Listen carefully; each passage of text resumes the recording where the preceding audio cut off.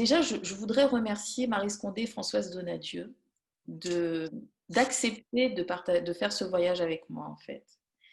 Parce que ça n'est pas toujours évident de comprendre ce qu'une œuvre plastique, ce que l'artiste a voulu dire dans son œuvre plastique. Et finalement, elles arrivent à mettre les mots, à dire ce que moi, je ne peux pas dire avec des mots, finalement. Pour moi, il y a toute une puissance, toute une force qui se dégage du travail du Caravage.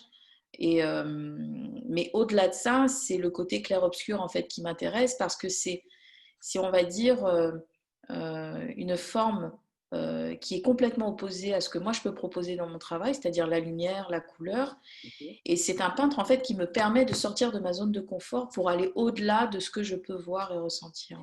Quand on est ébahi par le travail du Caravage, par ses formes, par cette sensualité, par cette force et puis toute cette religiosité qui est à travers son travail aussi. Bien que c'était entre guillemets, comme on dit, un bad boy, à l'époque, c'est quelqu'un quand même qui travaillait pour l'Église.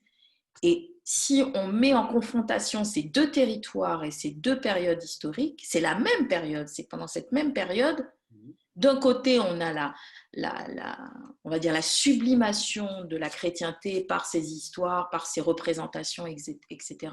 Et de l'autre côté, moi, j'ai voulu justement interpeller le public par cette histoire, et c'est ce génocide des Amérindiens qui va donner naissance aussi, par la suite, à la traite négrière.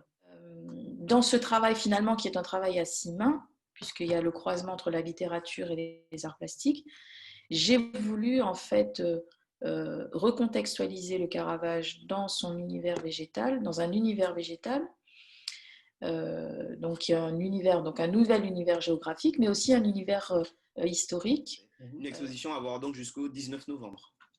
Exactement, et organisée par la Christelle Anne Hart, donc avec Christelle Merabli et Olivier Tarsis, à qui Ouais. je dis un grand merci.